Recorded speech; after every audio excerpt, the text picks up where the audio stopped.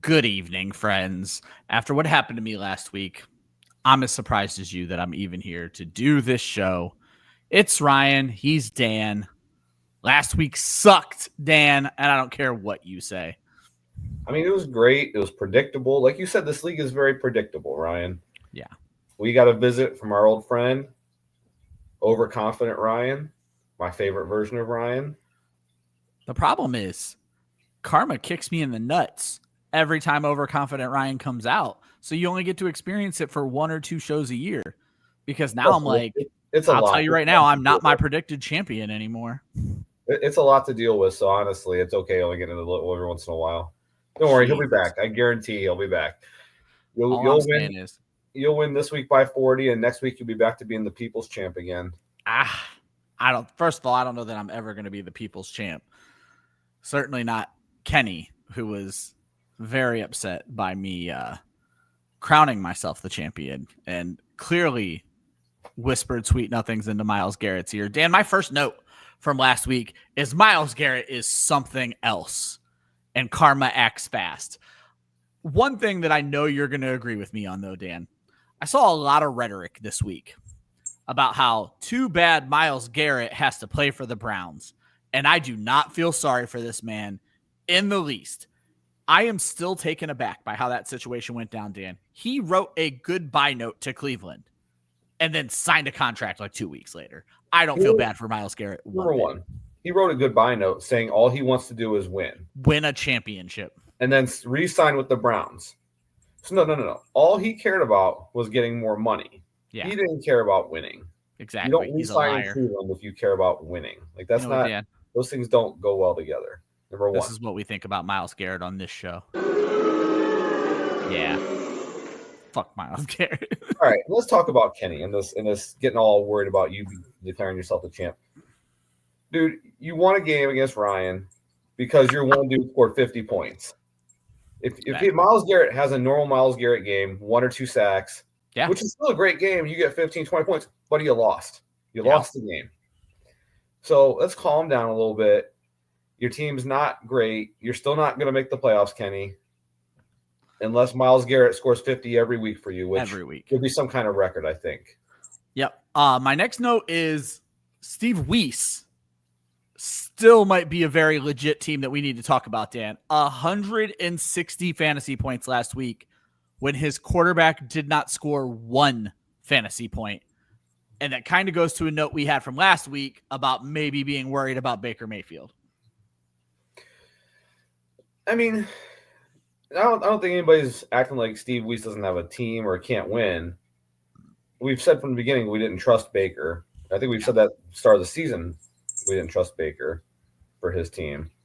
That's fair. Because here's the thing. I mean, yeah, he had a great week last week for the rest of his team. You're not going to do that every week. You need to have some consistent play from your quarterback if you're going to – once you get into the playoffs, you're going to have teams that are going to score in the same amount of points as you, and you can't have 0 or 1s from your quarterback. Still impressive to drop 160. Oh, no, I think it's not impressive. The dude has a good team. Yeah. And then my last note, Dan, is just the league in general, and you've called this from day one about the parity. I am loving how no one is truly giving up. Darren is buying players with 0 wins. I think Darren and Greg are probably the only 2 teams right now, Dan, that are not in the playoff race, which puts us at 12 teams fighting for 6 spots, which is like a normal fantasy league. But for that to be happening going into week 9 is just awesome. We're still seeing all of these trades. I am loving the state of the Massillon Fantasy League right now. I mean, based on Phil's trade with me, I think you can count Phil into the teams that are not. Yeah, moving Bowers for picks, definitely. But he was able to get TJ Hawkinson. I don't love TJ Hawkinson, but he was able to get a name at tight end. I don't think it's necessarily the biggest punt ever. I'm not saying it's a huge punt, but he's still not – you're not trying at that point. If you're trading away Bowers, you're not trying to make it in, number one. Number two, let's talk about this, Darren. You're 0-7, and you're trading away draft picks. 0-8. 0-8. Sorry, Darren. 0-8. Trading away draft picks. Thoughts? Let's wait till we get into the trades because we can talk about that. So let me quickly, Dan, let's bring the standings up. so we can talk about our playoff teams. No, actually, let's talk about the trades before we talk about the playoff teams. So let me bring trades up here and on this screen. So, as Dan alluded to, we had. Did every trade? Oh, no, I was going to say every trade didn't involve Taylor, though. So, going back, the Javonte Williams trade we talked about last week, right? No. Yes. Sorry, getting my dates confused here. We're good. All right, first trade, Dan, was your trade. Brock Bowers. You give up, what is it? A 1 and a 4 for Bowers, a 5 and a 9. You asked me how I felt about it, and I think it's a solid trade. I think you paid the right price for Brock Bowers. I said my only concern is, what does he look like coming off of this bye, off of this injury in this very bad Raiders offense? And I think you had a really good response to that. Yeah, I'm not expecting Brock Bowers of last year. I don't think Geno Smith has that in him, but I think Brock Bowers can give me a top five tight end numbers, and then tight end's my weakest spot on my team.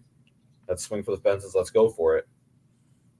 I don't think. Oh, what I say? I gave up a 1 and a 5. 1 and a 4. 1 and a 4. I don't think. I mean, if I wanted to add another position to be at running back, I don't think a 1 and a 4 is getting me a top 5 running back. I don't think 1 and a 4 is getting me a top 10 running back. It's fair. So I thought, and that's exactly what you said. Is those weren't going to be available? Yeah, especially like you said, with everybody still in contention, you're not going to have a ton of sellers. Darren has nothing left. Is Greg paying attention enough to trade whatever he has? And then there's Phil. We got Taylor and Darren, the trade you wanted to talk about. Taylor acquires DeAndre Swift, Ladd McConkey, Tyrone Tracy, gives up Marvin Harrison, but also gives up a 1, a 2, and a 5. So you said, is that Darren's next trade where he traded away picks? Oh, no, Darren didn't trade away picks. So Darren acquired. Darren got Harrison, a 1, and a 2, and a 5. I'm going to be perfectly honest. That's my bad. I missed. Yeah. Well, I'm going to be perfectly honest. Taylor hasn't talked to me about this yet. When I initially saw this trade, I thought this was a complete shit trade for Taylor. Marvin Harrison, Ladd McConkey, you maybe call them a wash. If we're calling them a wash, I'm not paying a 1, a 2, and a 5 for DeAndre Swift and Tyrone Tracy. Plain and simple. I get that. I mean, I think Marvin Harrison has the greatest upside more than McConkey, but McConkey's outproduced him in 2 straight years now. So that's fair. If you're looking at flat production, it's hard to argue McConkey over Harrison, though this year, am I able to click their names here? I feel like they're pretty even. I can't click it here, but I feel like they're pretty even this year. Obviously, Harrison's had the quarterback issues. McConkey started slow as hell. I'm just bringing up PPR rankings right now. Bear with me just a moment. Ladd McConkey is wide receiver 15. Hasn't had his bye yet. Marvin Harrison is further down than I thought he was. That's for damn sure. Maybe I'm talking out of turn here. Wide receiver 37 with his bye. Okay. I'm definitely, yeah. Taylor already in the chat saying they are not as equal as I thought they were. No, McConkey, I felt like McConkey's been more productive. He has the better quarterback. To me, if you're getting Harrison, it's the hope that he gets a quarterback next year on the Cardinals team that can throw him the ball. So all in all, then, I think you would agree this trade went the way it should. McConkey's the upgrade. Taylor gets some running backs. Darren gets the future piece in Harrison. I still think those 3 picks are too high in this, but if that's I like Darren getting those picks and Harrison. I think that was. And I take back what I said earlier. I think Darren made a great trade on that one. Yeah, there you go. So that's just us misremembering the trade. And then finally, Taylor flips Alvin Kamara for a 3rd. So Taylor brings in the 3rd to kind of recoup some of those picks to move off of Alvin Kamara since he brought in 2 more running backs. Of course, he loses DeAndre Swift this week right away. So any thoughts on that one? Pretty simple trade, I feel like. I think it's a pretty fair trade. It's a good trade. Kenny acquires Kamara. Certainly needed the help at running back. Really needs like a Jonathan Taylor type on his team, I think. Yeah, but having a Jonathan Taylor, it's really hard to get guys like that on your team. I mean, people are just giving them away. Dan, I bring the standings up. No major changes from last week. Same 6 guys at the top. everybody very muddied in the middle of that. Any changes to your playoff predictions? Do you still think it's the 6 people on screen? No, I think Eric's out. Oh, If who are you giving the spot to? If you look at Eric's schedule, it's a gauntlet. He plays most of these playoff teams that are ahead of him the rest of the season. He has 1 week, I think, where he doesn't play a team that's in contention. Dan out here doing way more homework than me. Yeah. Well, I was doing a trade. I was like, I got to look and see at these schedules. If he's playing cupcakes the rest of the way and I'm not going to be able to catch him. That makes sense. I think that schedule gets too tough for him. And I think he misses out.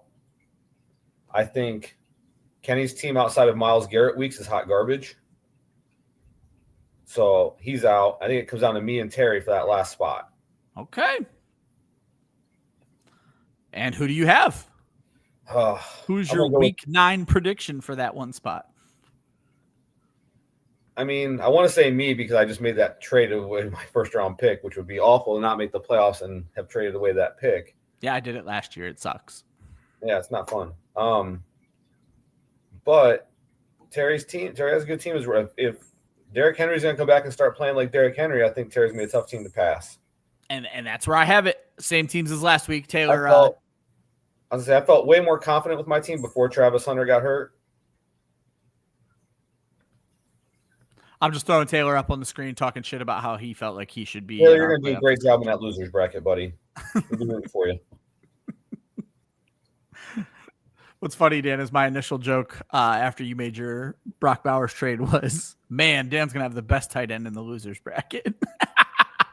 So we will see how that goes. And then, Dan, who is your week 9 champion? As I alluded, I am no longer my champion. This is where it gets tough. But I'm going to go JR. Wow. So JR goes from underdog, acquires JT. Still, we weren't giving him any love. You gave him respect before I did, and now he is your champion. I'm going back to not my old champion, Stevie. Just don't trust Baker Mayfield the same as you. I agree with you. I'm going back to Rob P as my champion. I look at all the rosters of the 6 teams I have in the playoffs from top to bottom. I just don't see any problems on Rob P's team. He remains, or I guess goes back to being my champion. Dan.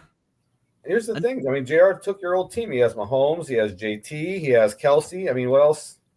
What else does he need? That's very true. I mean, that's my championship team now that you mention it. So yeah, that team can win a second championship. And then I feel like I get some credit there. I don't know how. We'll figure out how I want to code it in the record book that my team won a second championship. We'll figure it out. Dan, let's get into week 9. As always, I work my damn way down the list in what I'll call tentatively. I'm not even going to call it a championship preview. I'm going to call it a conference championship preview because I'm just not good enough. Me versus Rob P. Both teams 5-3. Rob P jumps out to a Thursday night lead, 29-12. Sleeper still has me winning this game, 129-120. All 29 of Rob P's points come from fucking Lamar Jackson. Quarterbacks are going off on me this year, Dan. I went back and looked. In my 8 games, I think quarterbacks have scored 20-plus fantasy points in 6 of them or something like that. It hasn't been great. Devon Achane, very, very average. I would hope for a little bit more, but Miami sucks. So I'm not mad at the points I did get. Like I said, Sleeper still has me up in this one. Dan, how you feeling about it? I'm gonna take Rob to get the win here. I thought you might. I don't love Herbert playing against Tennessee. Devontae Adams with your boy Puka coming back. Yeah, could hurt him. So I think I'm going to go with Rob's team to take the win this week. I'm gonna overconfidently pick myself. Obviously, it was a great week for Lamar. Hold on, this is week 9. Oh, let's talk about it, Dan. Last week, the pick we got wrong, or we disagreed on. You were right. I was wrong. So you went 6-1. I went 5-2. Darren went 4-3. I'm at 41 right. You're at 38 right. And Darren is at 31 right. So Darren. I thought I was closer than that. I thought I was getting closer. Oh no, that 3-week period, I was up 6 games. My first 7-0 killed you. And then you went 7-0, but I went 6-1, and then I went 7-0 again the next week. So but you did. It was the Taylor matchup last week. What was it? Taylor versus Phil. And I was wrong. You were right. So that one got me last week. But I am going with myself. I do like Herbert against Tennessee. Tennessee is awful. I'm just hoping they don't run the entire game away. I think my wide receivers are fine. Devontae Adams was playing well with Puka before.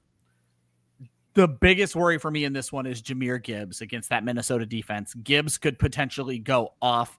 And like we saw last week, if a second player goes off, it puts me into a terrible, terrible spot. So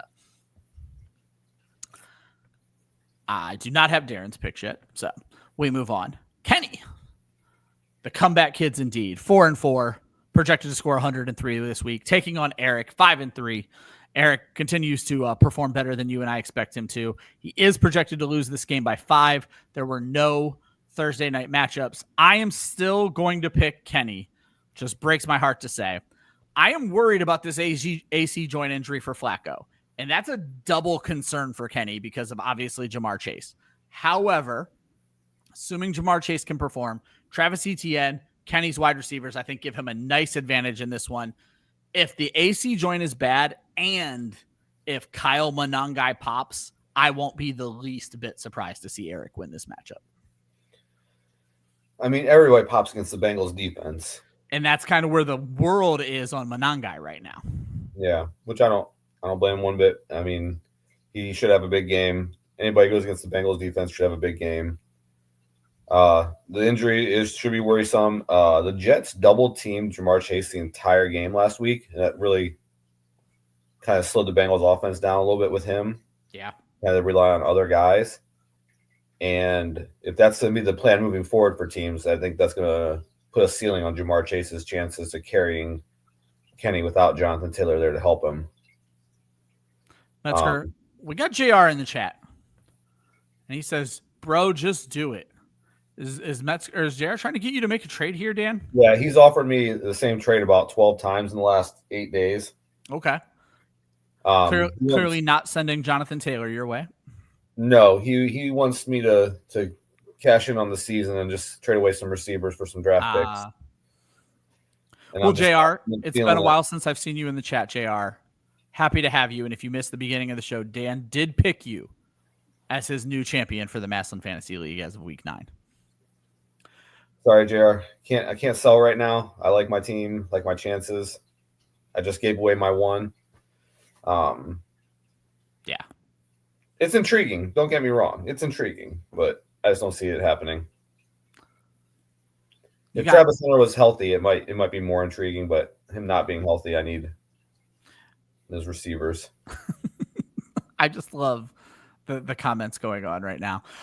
Taylor pointed out that Jamar Chase still had 20 targets last week, but you're not saying it hurt Jamar Chase, though it did keep him out of the end zone, if I remember correctly. What you're saying is... What was the stat line? Wasn't it like 10 catches for like 70 yards? I mean, that's... Yeah, and so what you're saying is it's kind of put a damper on the whole Bengals offense. I think Kenny needs Jamar Chase to have monster games. That's not a monster game for Jamar Chase. The previous week was 16 catches for 150 yards and 2 touchdowns. Those are monster games. Absolutely. Clearly, Flacco is staring down Jamar Chase. He doesn't know the offense. He just got there a couple weeks ago. I think isn't Jamar Chase on pace for like 215 targets or something like that right now? I don't know that number. Wild. He's at 99 through 8 games, if I remember correctly. So yeah, the math would math on that. Yeah. Or 215. But if teams like the Jets are terrible defense too. And if they're double teaming and he got that, I mean, if they have the team has actual corners and safeties to double team him, then that's going to even limit him even more. Yeah, I missed if you said it, who you're picking for this game. My apologies. Oh, I kind of went back and forth on it, honestly. I'm going to go with Eric to get the win here. All right. 2 disagrees right off the rip. This is going to be an interesting week for us, Dan. All right. Greg versus Darren. And Dan, honestly, I didn't have a lot of notes for this one. This is a weird situation for both of these teams with bye weeks and the such. Greg doesn't even have a starting lineup in right now, and I don't even know what he intends to do at running back. I assume he's going to make a move. He's still rocking the 3 quarterbacks on his roster right now. It's going to be an interesting week for Greg. It was a pretty easy for me to pick Darren because, as I mentioned, Greg struggles at running back, and I don't think his wide receivers are that great. And then Dan, I alluded to this at the beginning of the show. Marvin Harrison taking on that Dallas defense. If he's going to have a pop game this season, it is likely to be this week against that terrible Dallas defense. So for me, it's Darren and what I think should be a very easy matchup. Yeah, it's Darren. Good job, Darren. Get that first win. There we go. I will throw out also names we haven't seen in the chat in a while. Eric, happy that you threw him the win this week, Dan. Listen, buddy, I love you. I just think your schedule's gonna be too tough down the stretch. Yeah, we're both disrespecting your team in the long run. Not disrespecting your team. I love your team. You've done a great job this year. I'm disrespecting you. I'm not disrespecting them as a fantasy Maybe we need to expand the playoffs and go 8 teams and only. Shut the fuck up. No, we don't. No buys. No more cupcakes in the second round. Just throwing it out there. There's enough people listening, guys. Put it in the chat. What do you guys want? 8 teams in the playoffs or 6? We're voting right now. We are not voting right now. We move on to your matchup, Dan. You versus Terry, which might be a who makes the playoffs matchup. 4-4 for each of you. 22 points for Terry on Thursday night. 15 for you. You had the most interesting Thursday night ever, as Mark Andrews had a whopping 2 catches, both of them for touchdowns, getting him to 15 points. Terry gets 10 points out of Waddle and another 12 points out of Derrick Henry. I will get us started right now. Sleeper has you losing this matchup by 10 points. Dan, I think I have you coming back. I'm picking you to win this one. I find it interesting. This is like our third 2 tight end versus 2 tight end matchup of the season. What a world we live in. Terry's Thursday was too average for me. One of those guys needed to pop. And 15 points out of a tight end, that is a pop week for a tight end in our league, Dan. I think Terry's team comes out of this looking wholly average, and I have you taking the win. So should we shine a light on Thursday night for everyone? I didn't know if you wanted to, because it's interesting. If you want, I'll tell the story. So Dan calls me. I'm at a band concert on Thursday night. I missed that a trade went down on Wednesday, which is I had already decided I wanted to get rid of this fucking approval rule. Everybody knows why this approval rule existed, because of Brian's little bitch fit years ago. Brian's out of the league. I trust you guys. So I wanted to get rid of it anyway. And I see I missed the trade. And in my head, this trade had no Thursday consequences. So I saw Dan called me. I quickly approved the trade when I left the concert. I listened to Dan's voicemail, and Dan said, I wanted to start Mark Andrews, but I didn't know if you were going to push this. I wanted to start Bowers over Andrews. I didn't know if you were going to push this trade through.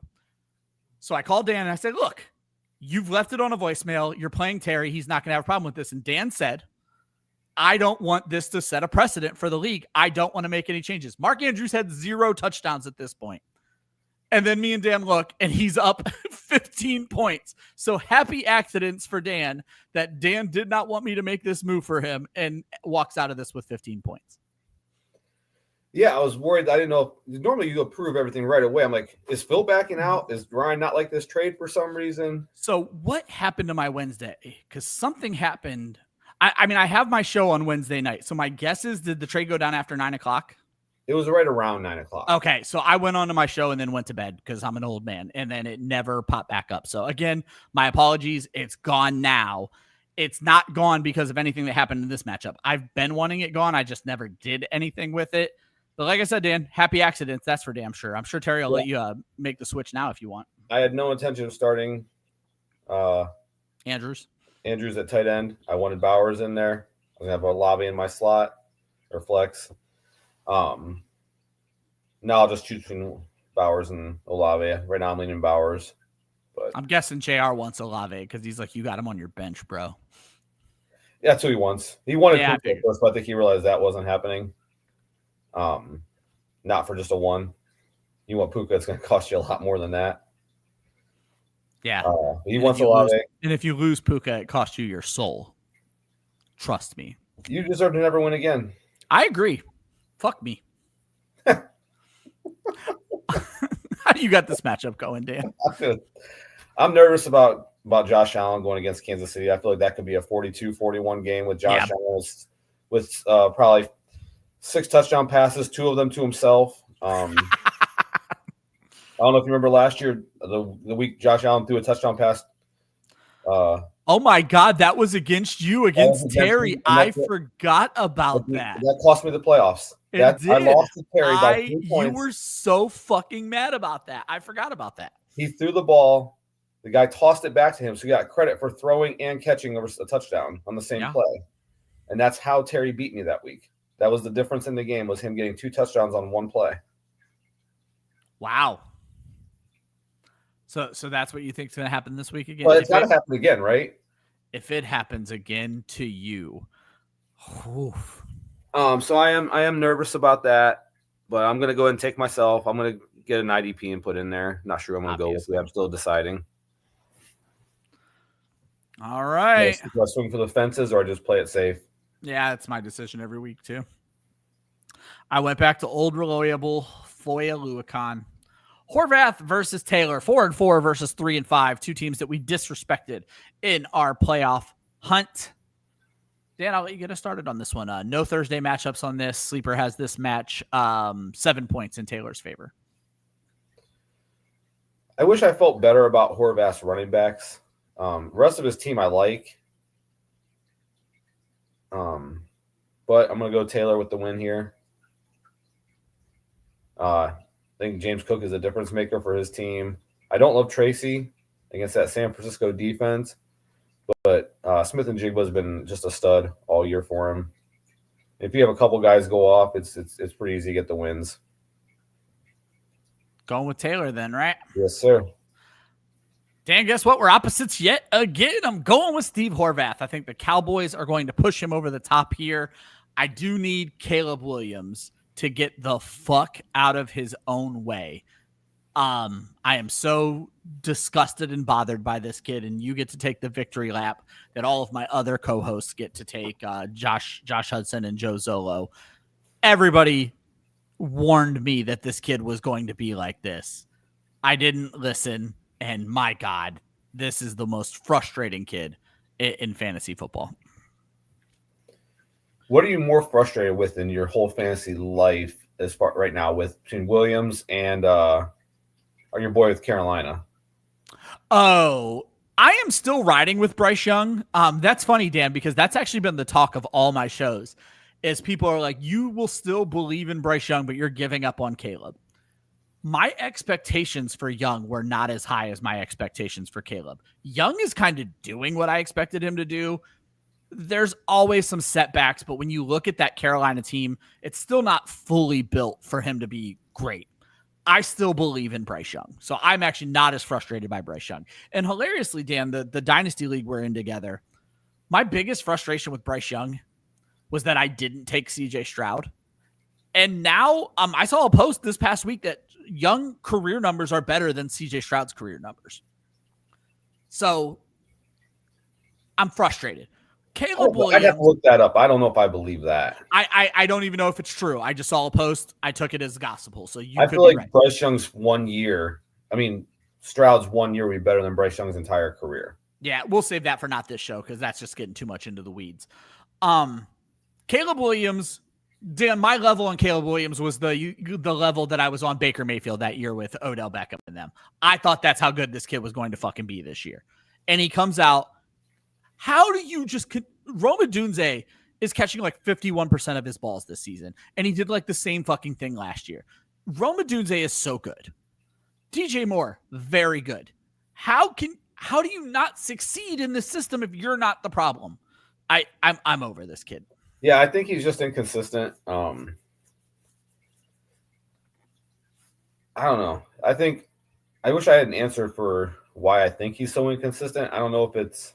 I mean, you didn't like a college tape. You didn't like him coming. No, I felt he's very immature. So I feel like when things are rolling high, he'll play well. If things are tough, he's gonna cower. You know what I mean? I just don't think he has it in him to just go out and be the guy. Yeah. He needs to have the right pieces around him and have things go his way in order for him to be successful. Yeah. And that's not what I expected. So when you ask who I'm most frustrated by, it is by far Caleb Williams. So here's the thing for me is I think Caleb Williams has more talent than Bryce Young. Oh, I'll give you that. I still have faith that Caleb Williams can still save his career and be a top-level quarterback, where I don't think Bryce Young can ever be that. Top level, you're absolutely right. I think Bryce Young, I don't even have a comp for Bryce Young. He's too short. He's too thin. There's a lot of problems with Bryce Young. I still have faith in my 2 QB leagues that I'm not going to be mad at having him as my second quarterback. So take that for what it's worth. It's not a ringing endorsement. Dan, we got an old rivalry game popping itself back up in week 9. Stevie taking on JR. Stevie sitting at 6-2, atop the league. Great week for his team last week. JR sitting at 5-3. You're a new champion. Stevie obviously dealing with some quarterback struggles. Has Baker Mayfield out this week. Thought he was going to have Kyler Murray, right? Wasn't he the one with Kyler Murray? No. Or yeah, he dropped, I think, Kyler Murray to get Jacoby Brissett. Regardless, Stevie starting Jacoby Brissett this week. Dan, when I looked at this matchup, I didn't have a lot to add. Patrick Mahomes and JR's running backs. Patrick Mahomes, Kyren Williams, Jonathan Taylor. That alone, when Stevie is starting Jacoby Brissett, Zach Charbonnet, and Rico Dowdle, though Dowdle is supposed to take over the bell cow role this week. Even when you look at the deficiencies at wide receiver, because Stevie has Amon-Ra St. Brown, overall, I just don't think Mahomes in that same great matchup you were talking about before is going to be. I think Mahomes is going to be too much with these running backs. I'm picking JR to win this one. I'm picking JR as well. I don't think it's going to be close. I think you should walk away with this one pretty easily. I did forget to ask in the Taylor question. Actually, I have 2 questions I forgot to ask in matchup. So let's do this last matchup and then I'll come back to my questions. So we wrap everything up with Phil sitting at 3-5. Rob, our once first place team, falling down to second or third place at this point, sitting at 6-2. Phil did have 13 points on Thursday night. That was all Roquan Smith. A nice game by his IDP. Sleeper still has Phil losing this one by 10 points. Dan, what do you got going on here? I think Rob takes the win. Phil's team, I said it last week, I feel like they've consistently underperformed. So I'm going to go with Rob to take the win here. Things just keep rolling Rob's way. Yeah. That I have it going the same way. It's when you look at the screen right now, if you guys are watching, the first 4 players for Rob, Drake May, Bijan Robinson, Javonte Williams, Nico Collins, this decides the matchup for me. I think this is enough for Rob. I love what we are seeing out of Drake May. Dan, I know you occasionally catch on things that are happening in like sports, pop culture, social media type stuff. Have you seen this whole story about the posts that are routinely going on Drake May's wife's TikTok account? Wow, I've heard 0. I did not know anything about this. It is not the super negative story that everyone in the world thinks it's going to be when I give that lead in. So Drake May's wife is doing the like social media influencer type thing. So apparently she does like cooking videos and things. New England fans go onto her TikTok and they're like, make sure you give our quarterback a kiss before bed and rub his tummy after he eats all this great food. Give our husband a kiss goodnight tonight. Make sure you cook him a really good dinner before the next game. It's the most wholesome thing that New England has taken Drake May to be collectively all of their husband, and he's just their little sweet prince. That's pretty funny. Yeah, it's. I told Marley the same story, and she was like, do I want to know this? And I'm like, yeah, it's really, really nice. But yeah, Dan, we have this one going down the exact same way. Not a lot to talk about there. Dan, the 2 lineup questions I wanted to ask. Let's go back to Greg versus Darren, which is not a matchup we need to spend a ton of time on. How do you feel about Darren starting Jackson Dart over Jaden Daniels in his return? I don't know if that's even going to hold because we just found out Jaden Daniels was for sure starting yesterday. But how do you feel about starting Dart over Daniels? Dart against San Francisco, Daniels against Seattle. Ah, man. That San Francisco defense is tough. But pull up Jackson Dart. What did he do last couple weeks? Yeah, give me a moment. I feel like he's been decent. He has. Jackson Dart, current QB 21, obviously has not started the season. Since he became the starter, 17-10, 19-27-17. I don't hate it. I think Jackson Dart's performed well. He does. I mean, the rushing yards, the rushing touchdowns are helping him. Yeah, 4 rushing touchdowns in 5 starts. Yeah, I think that's helping him with the not tearing up passing wise. Not, you know, losing Neighbors is a big deal. They don't have a true number one on the team without him. Yeah. Or even a number two for that matter. Yeah, they have a slot wide receiver in Wan'Dale Robinson, and that's it. Which, by the way, if anybody wants Wan'Dale Robinson, feel free to get me. I'll get him cheap. Maybe throw me some fab, late draft pick. There you go. Dan needs to move him before tomorrow. If you're in need of a PPR wide receiver. So where do you stand there, Dan? Are you sticking with? Even those guys in the loser brackets, you guys need people too. You want to win that first place, get that luck. There you go. Back to the question, Dan. Are you willing to go dart over Daniels then? See what Daniels is in his first game back without Terry McLaurin yet again? Are they at Seattle or is it in Washington? I think both quarterbacks are at home, actually. I know Seattle's in Seattle, so are in Washington. So yes, both quarterbacks at home. I'm fine either way. Jackson Dart's been hot. I'm fine either one with that. I take it you would prefer Daniels? I think I would ride Daniels. You traded that first for him for a reason. And then, Dan, my second question is about Taylor's team, and you set me up for it perfectly. It just shows that I get too distracted by other things hosting. You got Tyrone Tracy. You got Deebo Samuel. Would you start either one of those guys over Travian Henderson, about to get his first full-time start of the season against the Atlanta Falcons? I mean, that's tough. Because he should get the bulk of the work, but I mean the Patriots coaching staff have shown repeatedly that they do not trust him. Yeah. So he might start. Is he going to get 10 carries split with somebody else in their 10, or is he going to get 15 to 20? If Taylor's truly battling for the playoffs like he says he is, and you need wins, do you want to roll the dice with Tracy, potentially knowing that he's going to be the number one guy? Or do you take the chance that Henderson gets all the bulk of those carries and might pop? I'm going over either of those two guys. I guess Debo's the wide receiver one. I'll go Debo. I am 100% starting Henderson over Tracy. They're essentially in the same situation because Tracy can't pass block for shit. I think Devin Singletary gets a little bit more work there than we're giving credit for. The San Francisco defense, I think, can shut this offense down. Certainly probably the running game, not that the defense has been anything special. Atlanta has been great, but they've been better against the pass than they have the run. I would go Henderson over Tracy without a doubt. I mean, I get it. I'm not saying it's a terrible pick to do that. No, I think it's worth a shot. I mean, you drafted him 5th overall in the draft for a reason. You believed in him. Yeah, I'm talking about Taylor, not the Patriots. Yeah, I know what you meant. Absolutely. All right, Dan. Let's recap these picks. I got me. You got Rob P. I got Kenny. You got Eric. We both took Darren. We both took you. I got Horvath. You got Taylor. We both took JR. We both took Motts. You need a big week this week to catch up. As always, Dan, we recap the game last week. The game theory in the game was amazing. I took Mahomes and Bijan. You took Allen and JT as your backup picks. Darren texted me and took Mahomes and JT. Stevie jumped into the game last week and took Hurts and Bijan. A lot of game theory there, Dan. None of it mattered. You took it down. Josh Allen and JT beats Mahomes and JT by 2 fantasy points. Dan picks up his Dan picks up his 4th win of the season in the game. As always, Dan, I give you the option to go first. It's always on you, sir. Go right ahead. I thought it might be. I was struggling with this one, and neither one of these guys is my number 1 rated player at their own position. Though Amon-Ra could end up taking that as I look more into the Jamar Chase injury, or the Joe Flacco injury affecting Jamar Chase. But I like the idea of going with a stack, and I like the idea of Minnesota-Detroit being a decent game, and the fact that Detroit, even if it's a blowout, is willing to throw.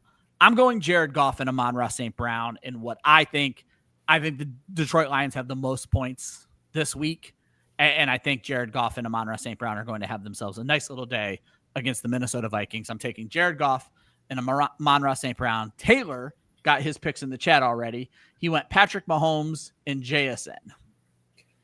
I hate you, Taylor. I was going to go Josh. I'm still going to keep Josh Allen. Okay. I was going to go JSN, but I'm going to have to change that up. I'm going to go Jonathan Taylor then instead. You know, you don't have to change it up. I can't pick someone else's picks. It just feels dirty. There you go. Everyone get your picks in before the game starts. And Dan will have nobody left to pick in that situation. I'll still beat you. Not a lot going on in the chat. Everybody trying to negotiate trades. JR, you've clearly not watched an episode in a while. When Taylor said Pat Mahomes and JSN, it's for a game we like to play where you pick who you think is going to be the highest rated quarterback, who you think is going to be the highest rated flex play. So, JR, if you have a few seconds here to get an answer in before we close out the show. Dan, parting words for our friends as we wrap up the Week 9 episode. What are these trades they're talking here? Let's share some info here. Oh, they're no info. JR thought Taylor wanted to trade Mahomes straight up for JSN. And then Taylor screamed no. Okay. You don't have to go through all that. I thought they were talking trades. And then JR said, check sleeper. I'm sending you a trade right now. JR did chime in. He's going Mahomes and JT. JR for his first entry into the game. I have to add his name to the list. So JR goes with the game theory. He goes with Taylor's quarterback and your running back to see if he can take down the contest. Anybody else, if you drop it into the league chat or send me a text message, we always make sure you guys are involved. We're very happy, Dan. I think this might be the most league mates watching the game or watching the show at one time that we've ever had. And that's with only 10 minutes notice. But I'm telling you, the later we go on Saturday, the more people watch the show. So yeah, everybody's old and nobody goes out anymore on Saturdays, just hang out at home. What else are they going to do? Watch. All right, Dan, parting words for our friends. I love you guys. Have a great weekend. I'll do what I always do here. I hope everybody except for Rob P has a great weekend. Rob P, you're already used to seeing your favorite team lose in football when Massillon put it on McKinley last week. Now you just get to see a Massillon guy in the Massillon League put it on Canton's finest. That's how this thing has to go down. I hope 13 of us, myself included, have a wonderful weekend. And I hope it's the shittiest or second shittiest weekend for Rob P after the loss that they took last week. See you guys next week. Have a great one. Good luck to most of you. It'll be 4,000 days before they play again for McKinley to have a chance at winning that game. We out.